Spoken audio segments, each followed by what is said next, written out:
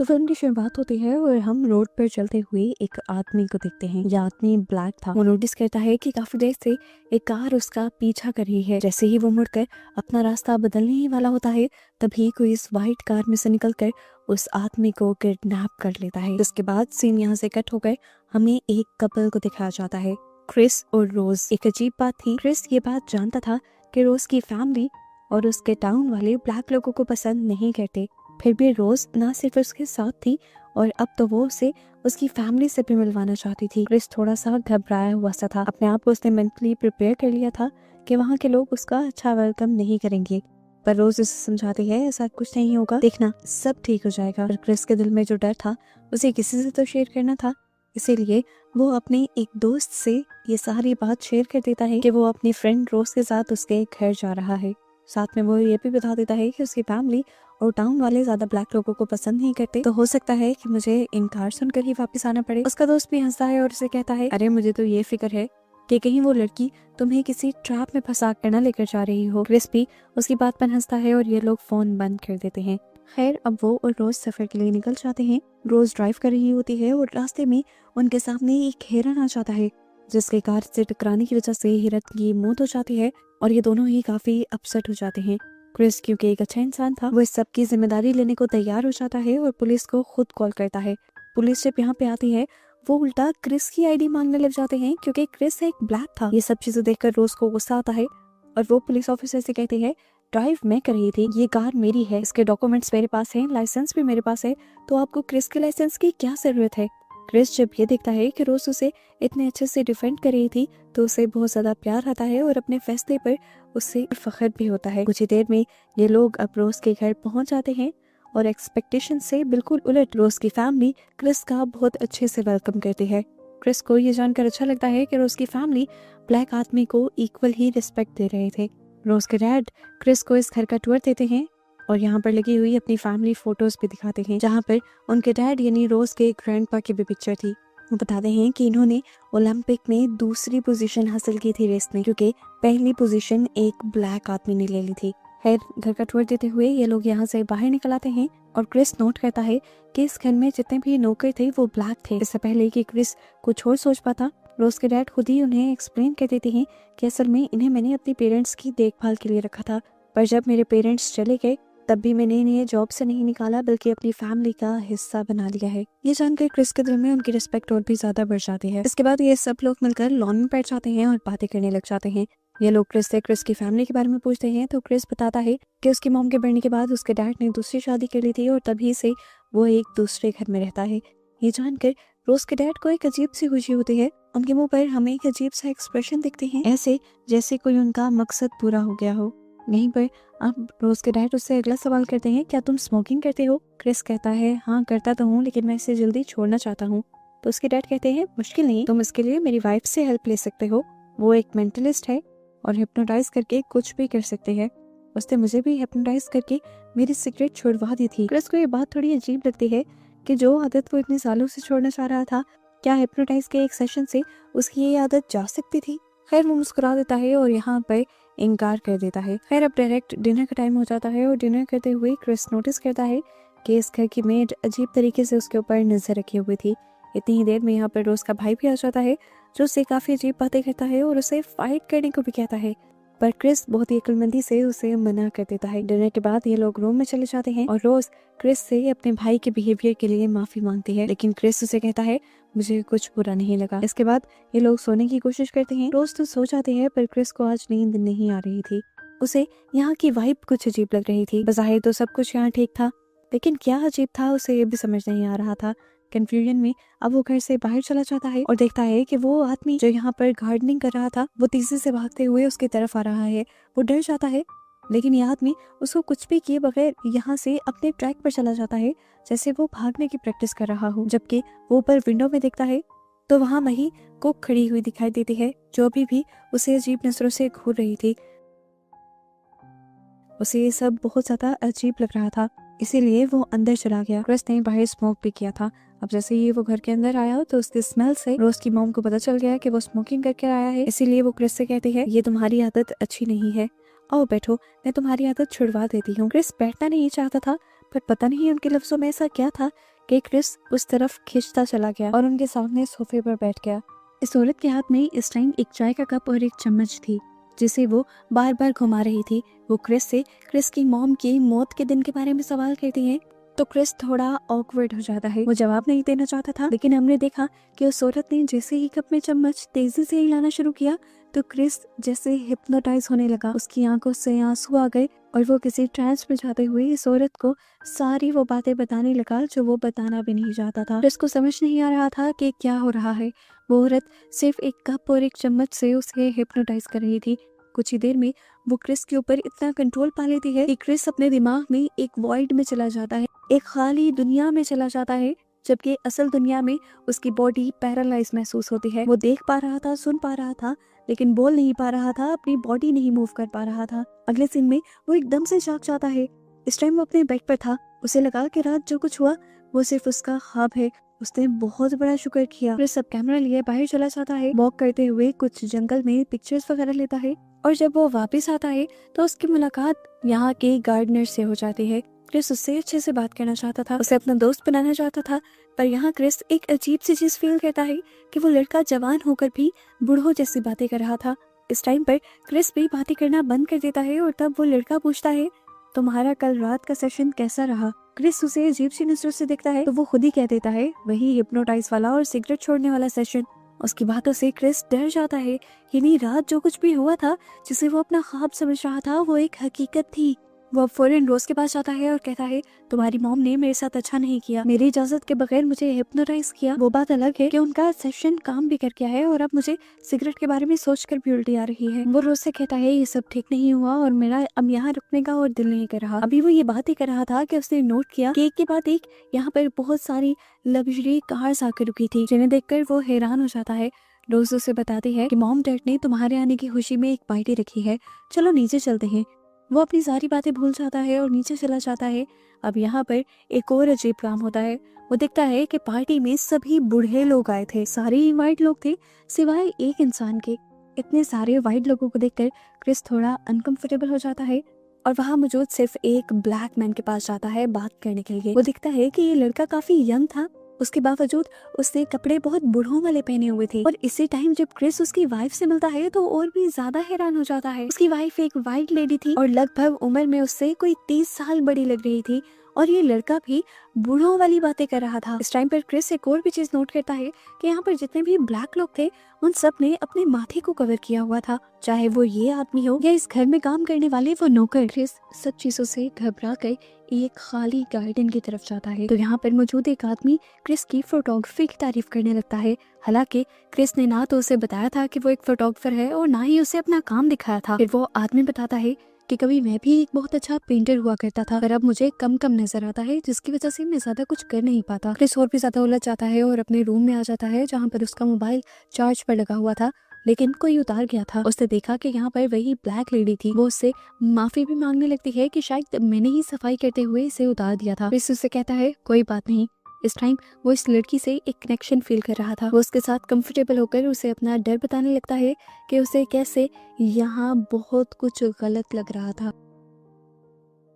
वो लड़की मुंह से मुस्कुराती है और उससे कहती है कि डरो नहीं, ये फैमिली बहुत अच्छी है। लेकिन एक और अजीब बात ये होती है कि ये सब कहते हुए इस लड़की की आंखों से आंसू निकलने लगते हैं। क्रिस इसलिए और भी ज्यादा कंफ्यूज होकर अपने डिटेक्टिव दोस्त को कॉल करता है और सब बता देता है कि किस तरह यहाँ पर सब कुछ अजीब हो रहा है। यहाँ पे एक अजीब सी पार्टी है जिसमें सिर्फ बूढ़े लोग आए हुए हैं और वो अपने हिप्नोटाइज सेशन के बारे में भी बता देता है। ये सारी बातें सुनकर वो आदमी फौरन क्रिस को वहाँ से भाग जाने को कहता है, क्योंकि उसे लग रहा था कि ये फैमिली उसे हिप्नोटाइज कर कर अपना गुलाम बना लेगी। खैर वो पार्टी के अंदर वापस आ जाता है, जहाँ पर उसे देखते ही सब लोग उसके बारे में बात करने लग जाते हैं, उसकी बॉडी शेप के बारे में बात करने लग जाते हैं, जैसे वो कोई इंसान ना होकर प्रोडक्ट हो। क्रिस को और भी अजीब लगता है और वो इस पार्टी में आए सिर्फ एक ब्लैक यंग आदमी की तस्वीर लेने की कोशिश करता है ताकि वो उसे अपने डिटेक्टिव दोस्त को भेज सके, लेकिन गलती से उससे फ्लैश ऑन हो जाता है जिसकी रोशनी उस आदमी की आंखों में पड़ती है और उसे पता नहीं अचानक क्या हो जाता है,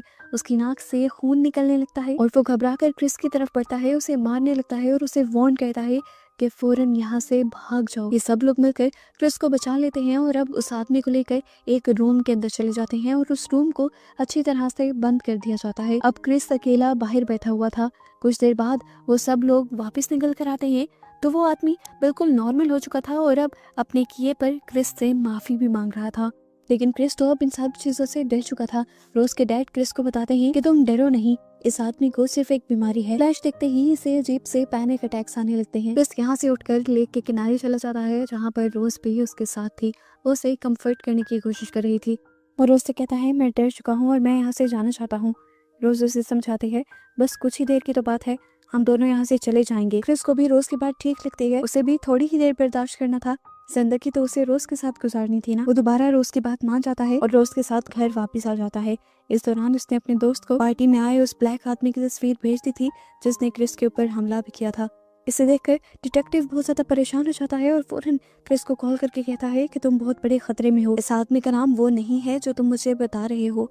इस आदमी का असल नाम आंद्रे है और ये 6 महीने पहले किडनैप कर लिया गया था, जिसके बाद आज तक इसका कुछ अता पता नहीं चला। पता चलता है कि ये आदमी वही था जिसे मूवी के स्टार्ट में किडनैप करते हुए दिखाया गया था। डिटेक्टिव की बातें सुनने के बाद क्रिस फौरन यहाँ से जाने का फैसला करता है और अपना बैग पैक करने लगता है। इस दौरान रूम में रोज आ जाती है तो वो रोज से गाड़ी की चाबियां मांगता है, पर रोज कहती है चाबियां तो मेरे पास नहीं, रुको मैं ढूंढ कर लाती हूँ। इस टाइम रोज भी घबरा गई थी। वो क्रिस से कहती है बताओ तो सही हुआ क्या है, हमें यहाँ से जाना क्यों है। क्रिस जवाब में कहता है अभी इन सब बातों का टाइम नहीं है, मैं यहाँ से निकलते ही तुम्हें सब बता दूंगा। रोज चाबियां ढूंढने के लिए वापस नीचे चली जाती है और इस दौरान क्रिस नोटिस करता है कि यहाँ पर एक अलमारी का दरवाजा खुला हुआ था। क्रिस उस अलमारी को देखता है तो अंदर एक बॉक्स रखा हुआ था। उस बॉक्स के अंदर बहुत सारी तस्वीरें थी और सभी तस्वीरों में रोज के साथ कोई ना कोई लड़का था और सारे ही ब्लैक आदमी थे। तो क्या रोज ने उससे झूठ बोला था कि वो उसका पहला ब्लैक पार्टनर है? यहाँ पे तो सारे ही आदमी ब्लैक थे और इन्हीं तस्वीरों में इस घर में काम करने वाले उन दोनों लोगों की भी तस्वीरें थी। वो समझ गया कि जरूर रोज भी अपने घर वालों के साथ मिली हुई है और किसी बहुत बड़े मिशन का हिस्सा है। अब तो वो रोज पर भी यकीन नहीं कर सकता था। वो अपना बैग लेकर फौरन नीचे आता है ताकि वो यहाँ से भाग जाए, लेकिन नीचे अब रोज की पूरी फैमिली उसका इंतजार कर रहे थे, हाथों में अपने अपने हथियार लिए। इस टाइम वो रोज पर चिल्लाता है गाड़ी की चाबी दो, पर रोज रोते हुए बताती है मुझे वो नहीं मिल रही। ये सुनने के बाद वो अकेला ही यहाँ से आगे बढ़ने लगा, लेकिन तभी रोज ने भी अपना असली रंग दिखा दिया। उसने दिखाया कि चाबी उसके पास ही थी पर वो उसे देना नहीं चाह रही थी। अब वो जब बाहर जाने की कोशिश करता है तो उसका रास्ता रोज का भाई रोक लेता है और वो जब रोज के भाई पर अटैक करने की कोशिश करता है तो पीछे से रोज की मॉम गप पर चम्मच मारते हुए उसे हिप्नोटाइज कर देती हैं और उसकी बॉडी को पैरालाइज कर देती हैं। उसका ब्रेन एकदम से वॉइड में चला जाता है, उसे कुछ समझ नहीं आता, जिसके बाद अब वो पूरी फैमिली मिलकर क्रिस को बेसमेंट में ले जाने लगते हैं। यहाँ डिटेक्टिव जो बार बार क्रिस को कॉल करने की कोशिश कर रहा था, जब क्रिस उसकी कॉल नहीं उठाता तो वो समझ जाता है क्रिस खतरे में है। वो अपने डिपार्टमेंट के सभी ब्लैक लोगों को इकट्ठा करता है और उन्हें क्रिस की मुश्किल के बारे में बताता है, पर उसकी इस अजीब सी कहानी पर कोई भी एतबार नहीं करता क्योंकि वो कह रहा था कि व्हाइट लोगों ने क्रिस को हिप्नोटाइज करके अपना गुलाम बना लिया है। खैर इनकी बातों से अब वो डिटेक्टिव समझ जाता है कि उसे जो भी करना है खुद ही करना होगा। दूसरी तरफ क्रिस को बेसमेंट के अंदर होश आता है और वो अपने आप को एक चेयर से बंधा हुआ पाता है। उसके सामने इस टाइम एक पुरानी टीवी पर एक वीडियो चल रही थी। इस वीडियो से उसे पता चलता है कि असल में रोज के दादा ने एक तरीका निकाल लिया था बूढ़े इंसानों को दोबारा से जवान करने का।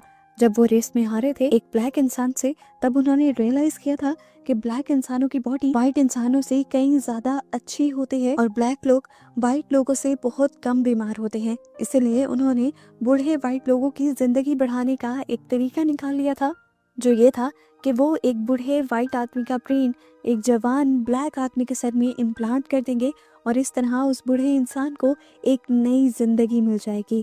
क्रिस इन सारी बातों को सुनकर बहुत ज्यादा डर जाता है। इससे पहले कि वो अपने लिए कुछ कर पाता, इस स्क्रीन पर उसका पुरचम्मच का साउंड सुनाई देता है और क्रिस दोबारा से बेहोश हो जाता है।